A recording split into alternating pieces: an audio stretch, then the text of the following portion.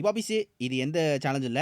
சும்மா ஒரு நாள். இன்னைக்கு ஈவெண்ட்டுங்கிறனால விடிய காலை கோழி கூவுறதுக்கு முன்னாடி எந்திரிச்சாச்சு. எந்திரிச்சிட்டு அவுட்ஃபிட்டை போட்டு ஃபஸ்ட்டு லொக்கேஷனுக்கு போய் வண்டியை போட்டு அங்கேருந்து காடி கிளம்புற பிளானு. அங்கே போய் உட்காந்தா ஊரில் யாருமே இல்லை. நம்ம தோழர்கிட்ட சும்மா இருக்கேன்னு வாயப்பட்டேன். அவன் வண்ட வண்டியாக கேட்டான். அதுக்கப்புறம் நம்ம காடி எடுத்து தெரிச்சாச்சு. போகிற வழியில் தாங்க அருமையானது, நேச்சர் ஃப்ரெண்ட்லி. எவ்வளோ நேச்சர்னா அருமையான இது. போகிற வழியிலேயே நம்ம டன் பிஜிஎம் போட்டிருந்தாலே வேற லெவலில் வந்திருக்கும். நடுவில் இந்த விண்டு மில்லாம் பார்த்து அருமையான வியூ. டக்குன்னு என்ன பண்ணிட்டேன், ஜன்னலை திறந்து காற்று வாங்க ஆரம்பிச்சிட்டேன். சேச்சே ஈக்கே கொஞ்சம் எழிலுங்க. அதுக்கப்புறம் நடுவில் ஒரு டீ ஸ்பாட்டுக்கு போட்டு ஒரு லெமன் டீ அடிச்சாச்சு. அதுக்கப்புறம் நேராக மண்டபத்துக்கு போய் எக்யூப்மெண்ட்ஸ்லாம் எடுத்து போட்டு ரெடியாக உட்காந்துருந்தோம். ஆனால் மண்டபத்தில் செம க்ரௌடு. ஏன்னா அப்போ யாருமே வரல. அவங்கக்கிட்ட ஒன்றே ஒன்று கேட்க தான் நினச்சேன், குமார் ஏன்? அதுக்கப்புறம் ஷூட்டு முடிச்சதுக்கப்புறம் பூ எடுத்து வச்சு இது சனா இது நான் சிட்டின்னு நானே தனியாக பேசிக்க ஆரம்பிச்சிட்டேன். அப்பப்போ இந்த மாதிரி தான் மொக்க ப்ரொபோசல் சீன்ஸ் வரும், மன்னிச்சிருங்க.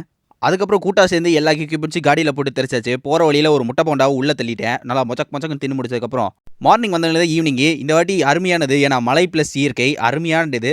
சும்மா இல்லாமல் ஒரு பிளெயினான ரோடு பார்த்தேன். நம்மளால் சும்மா இருக்க முடியுமா?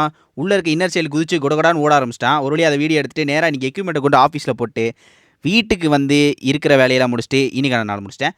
மறக்காமல் அந்த ஃபாலோ சப்ஸ்கிரைப் பண்ண ஒரு தட்டு தட்டிருங்கடா நீ விஷ்.